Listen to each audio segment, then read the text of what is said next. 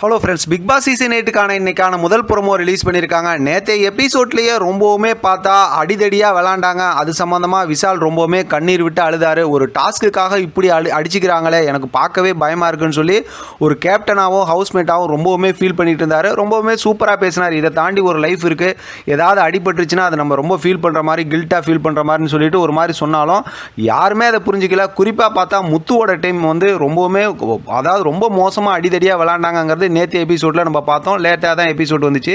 இன்றைக்கான முதல் ப்ரோமோவிலையாவது அதை கரெக்டாக ஹேண்டில் பண்ணுவாங்களான்னு பார்த்தோம்னா இன்றைக்கான முதல் ப்ரோமோவும் அப்படி தான் அடிச்சுக்கிட்டாங்க. ஒரு கட்டத்தில் பார்த்தோம் அப்படின்னா நியாயம் பேசும்போது இப்போ அன்சிதாவும் பௌத்ராவும் நாங்கள் கேமுக்கே வரலன்னு சொல்லி மேலே வைக்கிறதுக்காக பிக் பாஸ் கொடுத்துருந்த அந்த பொம்மையெல்லாம் தூக்கி போட்டாங்க.